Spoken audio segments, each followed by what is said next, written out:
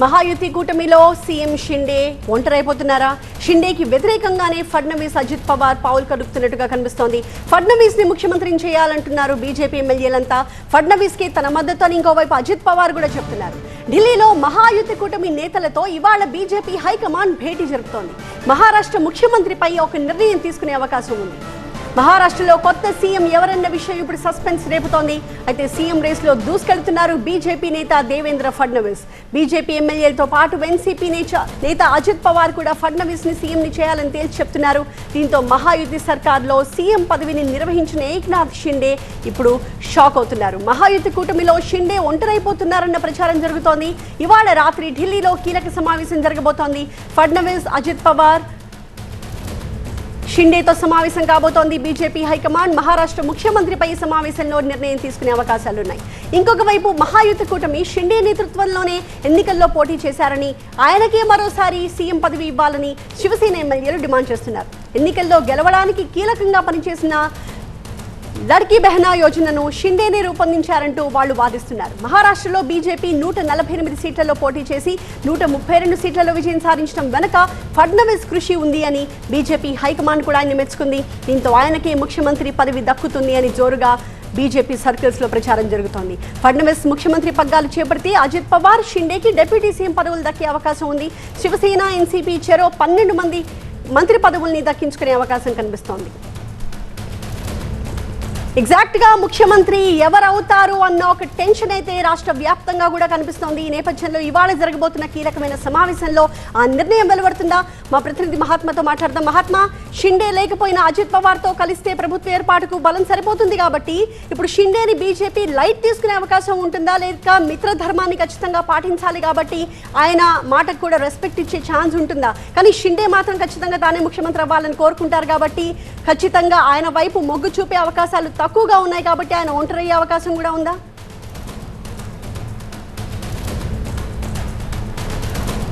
ఇక్కడ మనం గమనించాల్సింది కేంద్రంలో ఉన్నది కూడా సంకీర్ణ ప్రభుత్వమే. బీజేపీ సొంత బలంతో ఏర్పాటు చేసిన ప్రభుత్వం కాదు. కాబట్టి సంకీర్ణ భాగస్వాములకు, మిత్రపక్షాలకు మహారాష్ట్రలో చోటు చేసుకునే పరిణామాల ప్రభావం ఇక్కడ కూడా ఉంటుంది. కాబట్టి కేంద్రం ఆచితూచి వ్యవహరిస్తుందని మనం భావించాల్సి ఉంటుంది. ఎందుకంటే మిత్రధర్మాన్ని పాటించకపోతే గనక కేంద్రంలో ఉన్న మిత్రపక్షాలు ఇబ్బంది పడతాయి. వారు కూడా అమ్మో బీజేపీని నమ్ముకుంటే మనకి ఇబ్బందే, రేపు మనల్ని కూడా ఇలాగే చేస్తుందేమో అన్న ఒక ఫియర్ కాంప్లెక్స్ అనేది వాటిలో కూడా ఏర్పడుతుంది.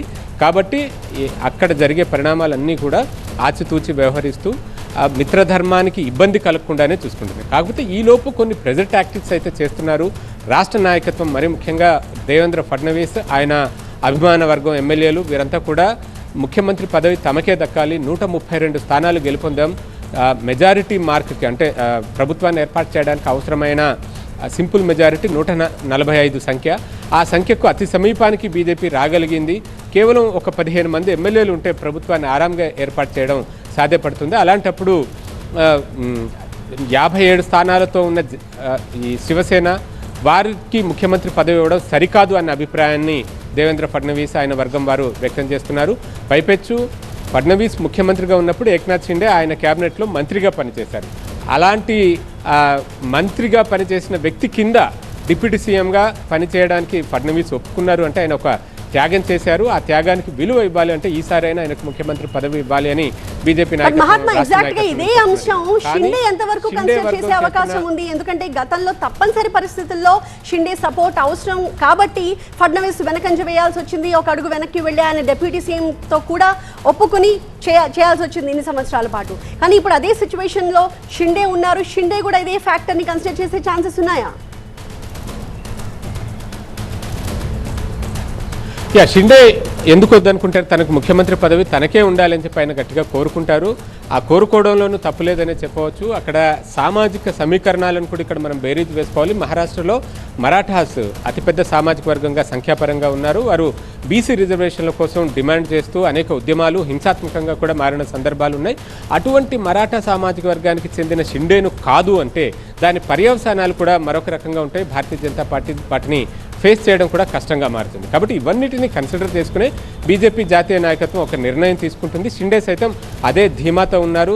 తన నాయకత్వంలోనే అంటే మహాయుతి కూటమిగానే ప్రజల ముందుకు వెళ్ళాం తప్ప అక్కడ ఎవరికి ఎక్కువ సంఖ్యలో ఎమ్మెల్యేలు వస్తే వారు సీఎం పదవి అవుతారు అన్నదేమీ ముందస్తుగా చర్చించుకోలేదు. కాబట్టి ఖచ్చితంగా యథాతథ స్థితి అంటే సీఎం పదవి శివసేనకు, డిప్యూటీ సీఎం పదవులు బీజేపీ, ఎన్సీపీలకు ఆ రకమైన అడ్జస్ట్మెంట్ అదే సెటప్ అలాగే కొనసాగాలి అని చెప్పి షిండే వైపు నుంచి ఉన్న డిమాండ్. కాకపోతే షిండే మీద ఒక ఒత్తిడి తీసుకొచ్చే క్రమంలో షిండే లేకపోయినా ఇక్కడ ప్రభుత్వాన్ని ఏర్పాటు చేయడం సాధ్యపడుతుంది. ఎందుకంటే ఎన్సీపీ ఒకటి ఉంటే సరిపోతుంది. పైపొచ్చి అజిత్ పవార్, ఎన్సీపీ అధినేత అజిత్ పవార్ సైతం మా మద్దతు ఫడ్నవీస్కి అంటూ ఆయన ఓపెన్గానే ప్రకటించారు. సో ఇవన్నీ కూడా షిండే మీద ఒత్తిడి తీసుకొచ్చి ఆయన తనంతట తానుగా వెనక్కి తగ్గుతారేమో ఒకవేళ, ఎందుకంటే బీజేపీ బలవంతంగా అతన్ని తప్పించడం కంటే తనంతట తానుగా వెనక్కి తగ్గితే ఏ ఇబ్బంది ఉండదు.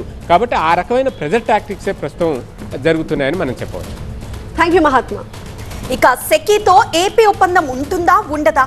ఈ వ్యవహారంలో భారీగా ముడుపులందన్న ఆరోపణలు వచ్చిన నేపథ్యంలో విద్యుత్ శాఖపై చంద్రబాబు రివ్యూ నిర్వహిస్తున్నారు. ఈ రివ్యూతో ప్రస్తుతం ఉత్కంఠ నెలకొంది. పాత ఒప్పందాలను చంద్రబాబు రద్దు చేస్తారా? అదానీ వ్యవహారంపై ఏపీ ప్రభుత్వ వైఖరి ఏంటి? అమెరికా అదానీ ముడుపులు ప్రస్తుతం ఢిల్లీ నుంచి గల్లీ వరకు ఇదే చర్చ హాట్ టాపిక్ గా మారింది. ఈ ఉదయం పార్లమెంట్ ఉభయ సభల్లో ఈ అంశం రచ్చరేపితే మధ్యాహ్నం తెలంగాణలో ఊహించని టర్న్ తీసుకుంది.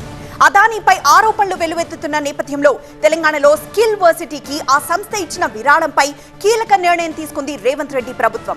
100 కోట్ల విరాళం నిరాకరిస్తూ అదానీకి లేఖ రాయాలని నిర్ణయం తీసుకుంది తెలంగాణ సర్కార్. మరి ఏపీ సంగతేంటి? జగన్ ప్రభుత్వ హయాంలో సౌర విద్యుత్ కొనుగోలు ఒప్పందంలో అక్రమాలు జరిగాయని అనుమానిస్తోంది ఏపీ ప్రభుత్వం.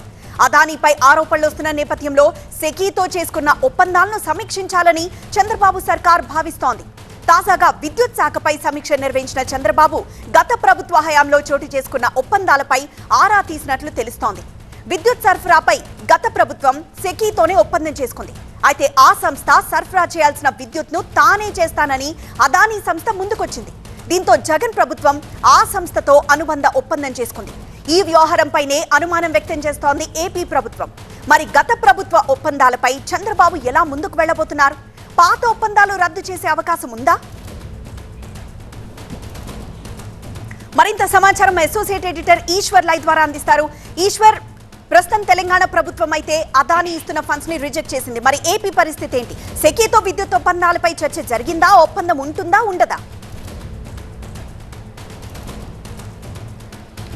సెకీతో విద్యుత్ ఒప్పందాలపైన తీవ్రమైన చర్చ నడుస్తుంది. ఎందుకంటే దేశవ్యాప్తంగా అంతర్జాతీయంగా ప్రకంపనలు సృష్టించిన వ్యవహారంలో ఆంధ్రప్రదేశ్ ప్రభుత్వ పాత్ర రావడాన్ని ఆంధ్రప్రదేశ్ ప్రస్తుత ప్రభుత్వం జీర్ణించుకోలేకపోతుంది. దీనిపైన తాడో పేడో తేల్చుకోవాలి. గత ప్రభుత్వం పూర్తి స్థాయిలో అవినీతికి ఇందులో పాల్పడిందనే స్పష్టమైన ఆధారాలు లభించడం, ఇప్పటికే అమెరికాలో ఛార్జ్ షీట్ నమోదవడంతో దీనిపైన ఆంధ్రప్రదేశ్లో కూడా ఏదైనా కేసు నమోదు చేయవచ్చు అన్న దిశలో కూడా ఆలోచిస్తోంది. ఆ మేరకు పోలీస్ ఉన్నతాధికారులతో ప్రత్యేకంగా ఇప్పటికే ముఖ్యమంత్రి సమావేశమయ్యారు. ఒక లీగల్ ఒపీనియన్ తీసుకుని ఫర్దర్గా ప్రొసీడ్ అయ్యే అవకాశాలని పరిశీలిస్తున్నారు. అప్పటికి సెకీ నుంచి విద్యుత్ కొనుగోలు చేసిన సమయంలో 7,000 మెగావాట్ల విద్యుత్ని 25 సంవత్సరాల పాటు యూనిట్కి ₹2.49 కొనుగోలు చేస్తూ ఒప్పందం తీసుకున్నారు. అది ఆ సమయంలో కేవలం ₹1.99 మాత్రమే ఉంది. ఒక్కొక్క యూనిట్కి 50 పైసలు అదనంగా విద్యుత్ని కొనుగోలు చేసే ఆవశ్యకత ఏంటి? ఇందులో ఎంత దాదాపు 1750 కోట్లు ముడుపులు చేతులు మారాయంటూ వస్తున్న ఆరోపణల వెనుక వాస్తవం ఎంత అన్న దాని మీద ప్రభుత్వం చాలా సీరియస్గా వర్కౌట్ చేస్తుంది. అందుకు సంబంధించి ఈరోజు వాస్తవానికి సీఎం షెడ్యూల్లో ఎలక్ట్రిసిటీకి సంబంధించి కావచ్చు, లేకపోతే ట్రాన్స్కో డిస్కమ్లకు సంబంధించి రివ్యూ అయితే లేదు. కానీ ఆల్ ఆఫ్ సడన్ అందుబాటులో ఉన్న అధికారులందరినీ ముఖ్యమంత్రి తన కార్యాలయానికి పిలిచారు. ఏపీ జెన్కోకు సంబంధించిన అధికారులు, అలాగే అన్ని డిస్కమ్ల సీఎండీలు కావచ్చు, అలాగే జెన్కో అధికారులు, ఎలక్ట్రిసిటీ అధికారులు మొత్తం కలిసి ఈ సమావేశంలో హాజరయ్యారు. ఒకవేళ అందుబాటులో లేని వాళ్ళని, సుదూర ప్రాంతంలో ఉన్న వాళ్ళందరినీ వీడియో కాన్ఫరెన్స్లో లైన్లోకి తీసుకున్నారు. అప్పట్లో ఎలా ఈ ఒప్పందం జరిగింది, ఆ ఒప్పందానికి ముందు జరిగిన ప్రాసెస్ ఏంటి అన్నట్టుగా పెద్ద ఎత్తున ఈరోజు ముఖ్యమంత్రి చర్చించారు.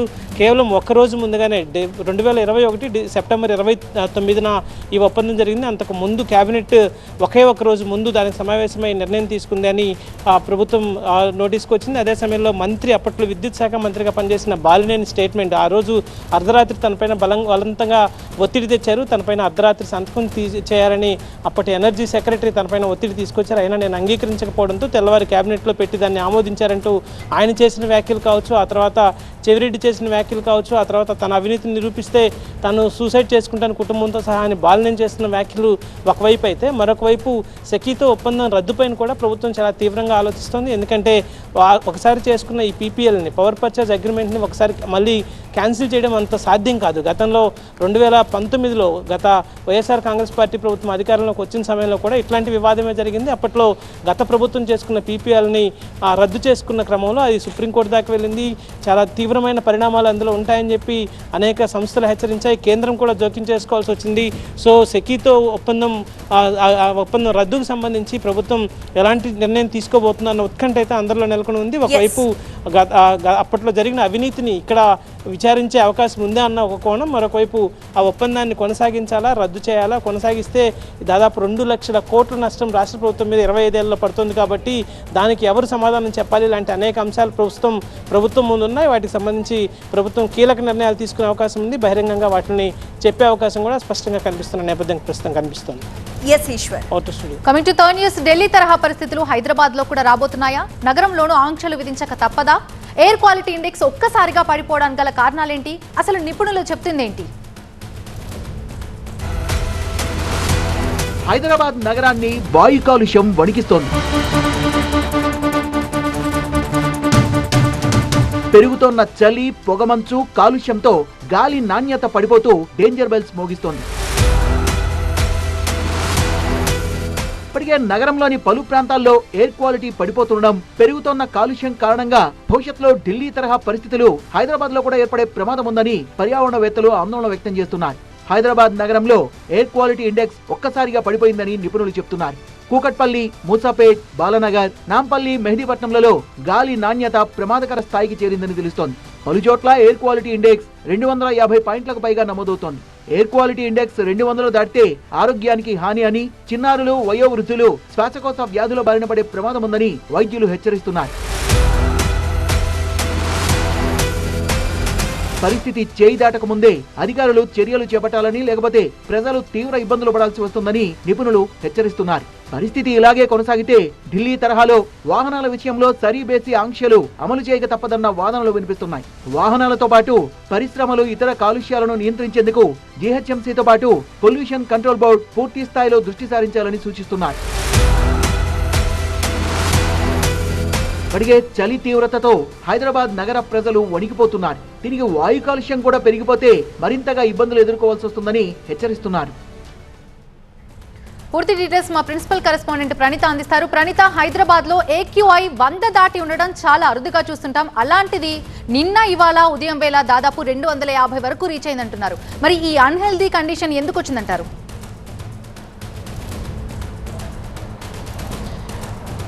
అయితే పొల్యూషన్ బోర్డు అధికారులు ఒకటే చెప్తున్నారు, ప్రధానంగా ఇది వింటర్ సీజన్ కావటంతో పాటు ఇండస్ట్రీస్ నుండి వచ్చేటువంటి పొల్యూషన్ ఏదైతే ఉందో అది వెహికల్స్ నుండి వచ్చేటువంటి పొల్యూషన్, ఈ 3 సెంట్రిక్గా చేసుకొని హైదరాబాద్లో గత 2-3 డేస్ నుండి కూడా ఎయిర్ క్వాలిటీ కండిషన్ పెరుగుతూ వచ్చింది. దాదాపు నిన్న ఒక్కరోజే సనత్ నగర్లో నియర్లీ 200కి పైగా AQI వచ్చింది, నమోదైంది. దీంతో పాటు ఒక్క సనత్ నగర్ అనే కాదు, హైదరాబాద్లో ఉన్నటువంటి కొన్ని పెక్యులర్ ఏరియాస్లో దాదాపు 150కి పైగా ఎయిర్ క్వాలిటీ కండిషన్ నమోదైంది. సో ఇప్పుడు పొల్యూషన్ బోర్డు అధికారులు కావచ్చు, GHMC అధికారులు కావచ్చు, ఖచ్చితంగా ఈ పొల్యూషన్ని కంట్రోల్లోకి తెచ్చేందుకు ప్రయత్నించాలి. లేనటువంటి పక్షంలో నగరవాసులు ఖచ్చితంగా హెల్త్ ఇష్యూస్ని ఎదుర్కోవాల్సి ఉంటుంది. ముఖ్యంగా చిన్నపిల్లలకు దీని మీద ఎక్కువ ప్రభావం చూపుతున్నటువంటి వర్షాన్ని అయితే నిపుణులు అభిప్రాయం వ్యక్తం చేస్తున్నారు. ఇప్పటికే ప్రభుత్వానికి సైతం పొల్యూషన్ బోర్డు అధికారులు ఒక లెటర్ రాయాలి, ఖచ్చితంగా ఈ పొల్యూషన్ని కంట్రోల్కి తెచ్చేందుకు ప్రయత్నించాలనేటువంటి విజ్ఞప్తిని అయితే వీళ్ళు చేస్తున్నారు. మరోవైపు అటు ఇండస్ట్రీస్ నుండి వచ్చేటువంటి వేస్ట్ మెటీరియల్ అంతా కూడా దగ్ధం చేసేటువంటి ప్రక్రియ కూడా పూర్తిగా అదంతా కూడా పొల్యూషన్ ఎక్కువగా అయ్యేలా చేస్తుందనేటువంటి వాదన కూడా వినిపిస్తుంది. దీనిపైన గతంలో హైకోర్టులో సైతం చాలా పిల్స్ కూడా పడినటువంటి సందర్భాన్ని చూసాము. చాలా వరకు పొల్యూషన్ బోర్డు అధికారులు తగిన చర్యలు తీసుకుంటున్నామని ప్రతిసారి కోర్టులకి చెప్తున్నారు తప్పితే ఆచరణ దిశగా అవి వెళ్ళటం లేదు అనేటువంటి అభిప్రాయం వ్యక్తమవుతుంది. ఎందుకంటే గత 2-3 డేస్ కేవలం వింటర్ సీజన్ అని చెప్పేసి ఒక సాకుగా మాత్రమే పొల్యూషన్ బోర్డు అధికారులు చెప్తున్నారు. కానీ గతంలో సైతం ఇదే రీతిలో ఎయిర్ క్వాలిటీ కండిషన్ ఇంతే స్థాయిలో నమోదైంది అనేటువంటి అభిప్రాయాన్ని కూడా కొంతమంది చెప్తున్నారు. సో ఏదేమైనప్పటికీ ఇప్పుడు హైదరాబాద్లో నమోదవుతున్నటువంటి AQI లెవెల్స్ చూసిన తర్వాత అయినా సరే అధికారులు అప్రమత్తం కావాలి. లేకుంటే ఖచ్చితంగా ఫ్యూచర్లో హెల్త్ ఇష్యూస్ ఎక్కువగా వస్తాయి. ముఖ్యంగా చిన్నపిల్లలు ఎక్కువగా దీనికి ఎఫెక్ట్ అయ్యేటువంటి ఆస్కారం ఉందనేటువంటి అభిప్రాయాన్ని కూడా నిపుణులు చెప్తున్నారు. ఖచ్చితంగా ప్రభుత్వం పొల్యూషన్ బోర్డు అధికారులకు కావచ్చు, అటువంటి GHMC టీమ్స్కి కూడా సరైనటువంటి హెచ్చరికలు జారీ చేసి సరైన చర్యలు ఇంత స్థాయిలో నమోదవుతున్న నేపథ్యంలో అధికారులు ప్రజలకు ఎలాంటి సూచనలు జారీ చేస్తున్నారు?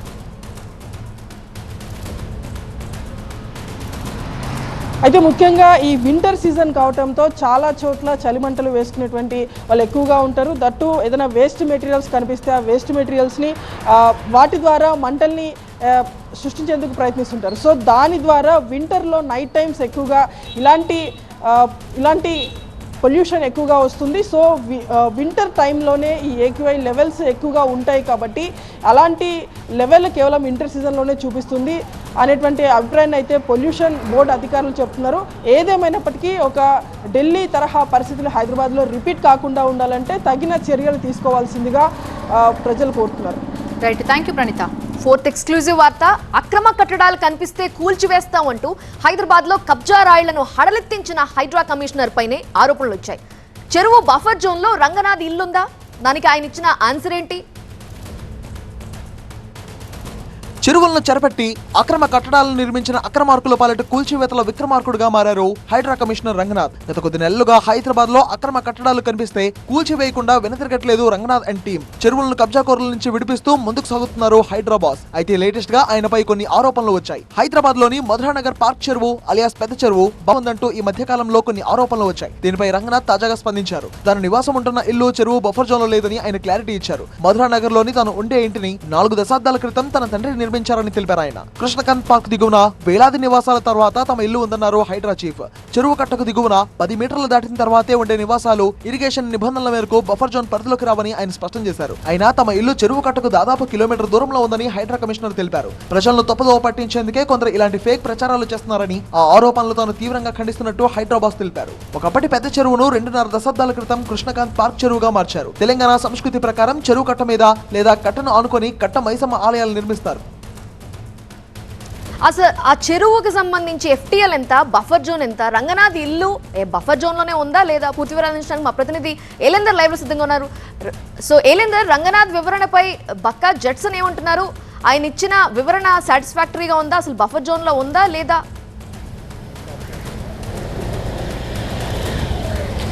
రైట్, రంగనాథ్ ఇచ్చినటువంటి వివరణకు సంబంధించి బక్కా జడ్సన్ కూడా ఒక వివరణ అయితే ఇచ్చారు. దీనికి సంబంధించి ఈ 2 మాటలు విన్న తర్వాత మరొక కొత్త ప్రశ్న అయితే మొదలైందనే చెప్పుకోవాలి. ఎందుకంటే బక్కా జడ్సన్ చెప్తున్న దాన్ని బట్టి దాదాపుగా 100 ఏళ్ల క్రితం నాటి ఒక మ్యాప్ను తీసుకొచ్చాను. ఆ 100 ఏళ్ల క్రితం నాటి మ్యాప్లో ప్రస్తుతం ఉన్నటువంటి కృష్ణకాంత్ పార్క్ ఏదైతే ఉందో అది దాదాపుగా 25 ఏళ్ల క్రితం ఉన్నటువంటి పెద్ద చెరువుగా పిలువబడుతున్నటువంటి ఒక పెద్ద చెరువు. అది దాదాపుగా 100 ఎకరాల విస్తీర్ణంలో ఉంది. అది చంద్రబాబు హయాంలో పూర్తిగా చెరువును పూర్తి చేసి ఇప్పుడు కృష్ణకాంత్ పార్క్గా నిర్మాణం చేశారు. ఆ తర్వాత ఇక్కడ అనేక నివాసాలు వెలిచాయి. అక్కడ నుంచి కొద్ది దూరంలో ఉన్నటువంటి ఏదైతే ప్రస్తుతం ఉంటున్నటువంటి నా వెనకాల ఉన్నటువంటి రంగనాథ్ హౌస్ ఏదైతే ఉందో, హైడ్రా కమిషనర్ హౌస్ ఏదైతే ఉందో, ఇదంతా కూడా బఫర్ జోన్ పరిధిలో ఉంటుంది. ఈ లెక్క ఆ మ్యాప్ ప్రకారం దాదాపుగా 100 ఏళ్ల క్రితం నాటి మ్యాప్ను నేను 2 నెలలు కష్టపడి ఆ మ్యాప్ను తీసుకొచ్చాను. సో ప్రస్తుతం HMDA పరిధిలో ఉన్నటువంటి లిస్ట్లో ఉన్నటువంటి లిస్ట్లో దాదాపుగా పెద్ద చెరువు పేరు ఎక్కడా లేదు. అదేవిధంగా ప్రస్తుతం మనకు HMDA పరిధిలో కావచ్చు, ప్రభుత్వం దగ్గర ఉన్నటువంటి మ్యాప్లో కూడా ఎక్కడ పెద్ద చెరువు సంబంధించినటువంటి ఆనవాళ్ళు లేవు. సో అవన్నీ కూడా గతంలోనే అవన్నీ చెరిపేశారు.